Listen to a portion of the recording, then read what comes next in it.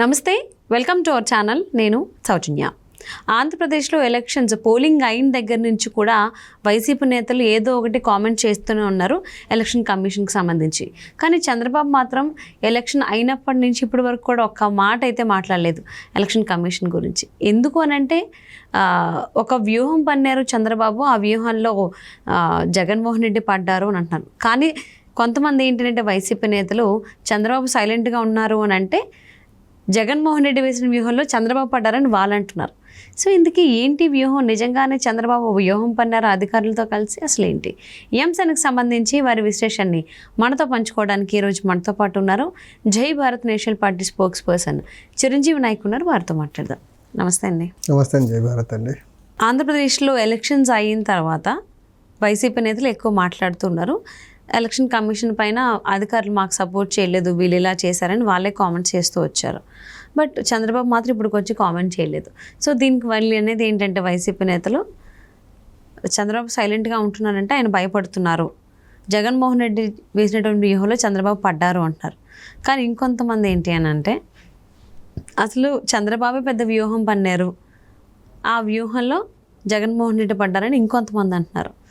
అసలు ఏంటి వ్యూహాలకు సంబంధించి మీ అనాలిసిస్ ఏంటి దీనికి సంబంధించి? ఒకటండి, జనరల్గా ఇప్పుడు ఎలక్షన్ అయిపోయింది, ఇంకా ఇండియాలో అక్రాస్ జూన్ 1 వరకు last phase of election June 1 అవుతుంది. ఎలక్షన్ అయిపోయింది కరెక్టే, కానీ ఎవరు గెలుస్తారు, ఎవరు ఓడిపోతారు, ఎవరి వ్యూహాలు ఏంటి, ఇవన్నీ మాట్లాడే టైం కూడా కాదు. ఎందుకంటే ఇప్పుడు దేశం మొత్తం మోడల్ కోడ్ ఆఫ్ కండక్ట్ ఇంప్లిమెంటేషన్లో ఉంది. So model code of conduct ఇంప్లిమెంటేషన్లో ఉన్నప్పుడు అసలు రూల్స్కి అగెనిస్ట్గా ఎలా మాట్లాడతారో అర్థం కావట్లేదు. ఎవరి వ్యూహం ఏంటి, ఎవరు గెలుస్తారు, ఎవరు ఓడిపోతారు, ఇదంతా ఎగ్జిట్ పోల్ టైంలో చెప్పాలి. అది ఎప్పుడు జూన్ 1 ఈవినింగ్ 5 o'clock తర్వాత చెప్పాల్సింది. అదంతా ఇప్పుడు సోషల్ మీడియా ప్రభావం వల్ల ఎవరు కంట్రోల్ చేసే పరిస్థితిలో లేరు. ఈసీ కూడా ఒక స్పెక్టేటర్ పాత్ర పోషిస్తుంది, తను ఒక రెగ్యులేటర్గా ఏం బిహేవ్ చేయట్లేదు. ఎలక్షన్ కమిషన్ వాళ్ళు కూడా ఇలాంటి రూమర్స్ వచ్చి ఇప్పుడు చాలామందిని మీరు చెప్పిన అంశాలు ఏవైతే ఉన్నాయో వీటన్నిటి వల్ల చాలామంది బెట్టింగ్ సైడ్కి వెళ్ళిపోతున్నారు. బెట్టింగ్ సైడ్కి వెళ్ళి పార్టీల మీద ఉండే అభిమానంతో కానీ లీడర్స్ మీద ఉండే అభిమానంతో బెట్టింగ్లకి వెళ్ళి వాళ్ళ రూపు ఎవరో ఒకరు గెలుస్తారు, ఎవరో ఒకరు ఓడిపోతారు. ఈ క్రమంలో బెట్టింగ్లు చాలామంది వాళ్ళ కుటుంబాలు రోడ్డు మీద పడేసే ప్రయత్నం చేస్తున్నారు. సో ఇలాంటి అంశాలన్నిటి మీద ఈ ప్రతి వ్యూహాలు ఎలక్షన్లో పొలిటికల్ పార్టీలు వ్యూహాలే వేస్తాయి, ఖాళీగా అయితే ఎవరు కూర్చోరు. ఎవరి వ్యూహాలు ఏంటిది ఎలా అనేది ఎలక్షన్ రోజు రిజల్ట్ రోజు తెలుస్తుంది. ఎలక్షన్లు అయిపోయినాయి కదా, సో రిజల్ట్ వరకు కూడా వెయిట్ చేసే దాన్ని పేషెన్స్ చాలామంది అనలిస్టులు కానివ్వండి, లేకపోతే కొంతమంది దాన్ని ఏమంటారు బ్లాగులు రాసే వాళ్ళనివ్వండి, లేకపోతే ఆర్టికల్స్ ఇంటర్నెట్లో ఆర్టికల్స్ రాసుకునే వీళ్ళెవరికి కనీసము అసలు ఎగ్జాక్ట్గా చంద్రబాబు నాయుడు గారి యాక్షన్ ప్లాన్ ఏంటి, జగన్మోహన్ రెడ్డి గారి యాక్షన్ ప్లాన్ ఏంటో కూడా తెలియదు వీళ్ళకు. కానీ వీళ్ళకి అనేసుకుంటారు. ఇప్పుడు చంద్రబాబు నాయుడు గారు బయట అక్కడే మాట్లాడట్లా, జగన్మోహన్ రెడ్డి గారు ఎలక్షన్ అయిన తర్వాత ఐపాక్ వాళ్ళతో ఇంటరాక్ట్ అయ్యారు, then left for London. So ఇలాంటి పరిస్థితులు వాళ్ళు ఏం మాట్లాడకుండా వీళ్ళకి నచ్చింది వీళ్ళ ప్రమోషన్స్ కోసము, లేకపోతే వీళ్ళ రేటింగ్స్ కోసము, లేకపోతే వీళ్ళ బిజినెస్ కోసము ఏది పడితే అది రాసుకునేసి సో ప్రజల్ని ఒక గందరగోళమైన లేకపోతే పార్టీ క్యాడర్స్ని గందరగోళంలో నెట్టే ప్రయత్నం తప్ప వాళ్ళు ఫస్ట్ హ్యాండ్ ఇన్ఫర్మేషన్ లేకుండా ఏదేం మాట్లాడినా అది నాన్ సెన్స్ అవుతుంది కదా. ఏదన్నా బాబు గారో లేకపోతే జగన్ గారో ఏదో ఒకటి మాట్లాడిన తర్వాత సో దాన్ని బేస్ చేసుకొని ఎవరి అనాలిసిస్ వాళ్ళు ఇంటర్ప్రిట్ చేయొచ్చు. వాళ్ళేమో ఏం మాట్లాడట్లా, వాళ్ళిద్దరూ విదేశాలకు వెళ్ళిపోయారు ఎలక్షన్లు అయిన తర్వాత. వీళ్ళు మాత్రం వీళ్ళకి ఊహనన్నట్టు వీళ్ళతో చంద్రబాబు నాయుడు గారు ఫోన్లో మాట్లాడి చెప్పినట్లు, లేకపోతే వీళ్ళతో జగన్ గారు ఫోన్లో మాట్లాడి చెప్పినట్టు వీళ్ళ ఊహాగానాలతో వీళ్ళు ఇష్టం వచ్చినట్టు రకరకాల ఊహాగానాన్ని బయటకు స్ప్రెడ్ చేస్తూ ఉంటారు. అంటే వైసీపీ నేతలు కదా ప్రెస్ మీట్లు పెట్టాలా కామెంట్స్ చేస్తూ వచ్చారు చాలా. ఇప్పటి వరకు కూడా వైసీపీ నేతలు మాత్రమే ఎలక్షన్ కమిషన్ పైన, ఎలక్షన్ అధికారుల పైన కామెంట్ చేసింది. టీడీపీ నేతలు కానీ చంద్రబాబు కానీ ఎటువంటి కామెంట్స్ చేయలేదు. సో ఇదంతా చంద్రబాబు అధికారులతో చేసిన ప్లాన్ వల్లనే ఏం చేయట్లేదు అని కూడా అంటున్నారు. ఒకటండి, వ్యవస్థ ముందు వ్యక్తులు చాలా చిన్నవాళ్ళు. ఎలక్షన్ కమిషన్ అనేది అది అన్ఫెయిర్ మేనర్లో ఎలక్షన్ జరిపినా, ఎఫెక్టివ్గా ఎలక్షన్ జరపకపోయినా, లేకపోతే ప్రలోభాలను కంట్రోల్ చేయడంలో ఫెయిల్ అయిపోయినా in front of election commission or for that matter in front of any organisation. So వ్యక్తి అనేది నథింగ్. వ్యక్తులు ఈరోజు ఉంటారు, వెళ్ళిపోతుంటారు. రాజకీయ పార్టీలు ఈరోజు ఉంటే రేపు కనుమరుగు కావచ్చు. కానీ ఇండియన్ రిపబ్లిక్ మనుగడ ఉన్న రోజులు ఎలక్షన్ కమిషన్ ఆఫ్ ఇండియా అయితే ఉత్పత్తి ఎందుకు? అలాగే సుప్రీంకోర్టు జడ్జెస్ ఉండే వాళ్ళని రిమూవ్ చేయండి. ఎలక్షన్ కమిషన్ రిమూవ్ చేయాలంటే, చీఫ్ ఎలక్షన్ కమిషనర్ కానీ ఎలక్షన్ కమిషనర్స్ని రిమూవ్ చేయాలంటే సుప్రీంకోర్టు జడ్జిని రిమూవ్ చేసే ప్రొసీజర్ని ఫాలో అవ్వాలి. అంత కాన్స్టిట్యూషనల్ నేను సేఫ్ గార్డ్ ఎందుకు ఇస్తారు వాళ్ళకి? వీళ్ళ ప్రలోభాలతోనో వాళ్ళ ప్రలోభాలతో పనిచేస్తానో దానికి ఇది వైసీపీ వాళ్ళు మాట్లాడుతున్న నాన్సెన్స్గా చూడాల్సి ఉంటుంది దీన్ని. అంటే మీకు అనుకూలంగా పనిచేస్తే అప్పుడు తీసి మీ మాట ఉన్నట్లా, మీరు చెప్పిన ప్రతిదాన్ని టేకప్ చేస్తే మీరు చెప్పిన అప్పుడు మీరు చెప్పినట్టు పని చేసినట్టు వేరే వాళ్ళు ఎలిగేషన్ చేయొచ్చు. అప్పుడు అది కాదు కదా.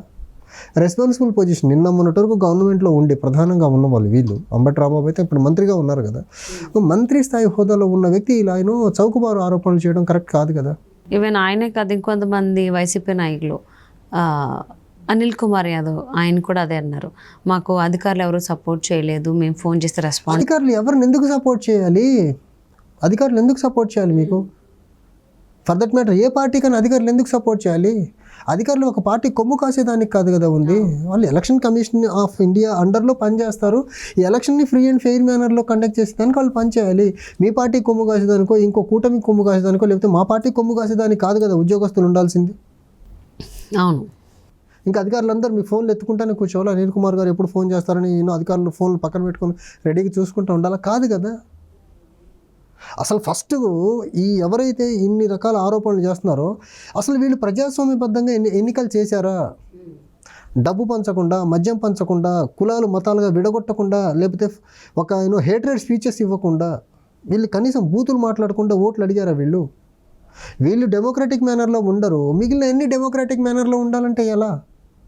ఫస్ట్ మీకు ఎలక్షన్ చేసే చేత కదా డెమోక్రటిక్ మేనర్లో, డబ్బు పంచకుండా, మద్యం పంచకుండా, ఓటర్లని కుల మతాల్లో ప్రాంతాలకు ఆధారంగా విడగొట్టకుండా ఎలక్షన్ చేసే ప్రక్రియ మీకు చేత కాదు. అండ్ మీకు అన్ని డెమోక్రటిక్ మేనర్లో కనిపించారు. మీరు ఫోన్ చేస్తే అఫీషియల్స్ ఫోన్ ఎత్తాలా, మీరు ఇచ్చిన ప్రతి కంప్లైంట్కి ఎలక్షన్ కమిషన్ రెస్పాండ్ అవ్వాలా అంటే ఎలా? ఫస్ట్ మీరు డెమోక్రటిక్ మేనర్లో డెమోక్రటిక్గా ఉండేదానికి అలవాటు పరచుకోండి. దెన్ ఆటోమేటిక్గా థింగ్స్ అన్నీ సెటరేట్ అయిపోతాయి. మీరు డెమోక్రటిక్గా ఉండని రోజులు ఇలానే ఉంటాయి. మీది సాగిన రోజులు మీది సాగుద్ది, ఇంకోళ్ళది సాగిన రోజులు ఇంకోళ్ళది సాగుద్ది, అంతే. సో అంటే ఎవరైతే కామెంట్స్ చేస్తున్నారో వ్యూహాలు పన్నారు, ఒకళ్ళు వ్యూహంలో ఒకళ్ళు ఉన్నారు, పడ్డారు అని చెప్పేసి దాని గురించి ఏమంటారు మరి మీరు? ఎవరి వ్యూహంలో ఎవరు పడరండి. ఇప్పుడు అల్టిమేట్గా ఎన్నికల్లో ఎవరు పోటీ చేసినా, ఎవరిది ఏం చేసినా మేము గెలవాలనే పనిచేస్తారు తప్ప అవతలను ఓడించాలని ఎవరు పనిచేయరు కదా. మేము గెలవాలని పనిచేస్తారు. మేము గెలవాలని పనిచేసే ప్రక్రియలో భాగంగా మనం చాకౌట్ చేసిన స్ట్రాటజీస్ని ప్రాపర్గా ఇంప్లిమెంట్ చేయగలిగితే మనం గెలుస్తాము, లేదంటే ఓడిపోతాము. అవతలను ఓడించేదానికి ఆలోచిస్తే నువ్వు గెలిచేది ఎప్పుడు?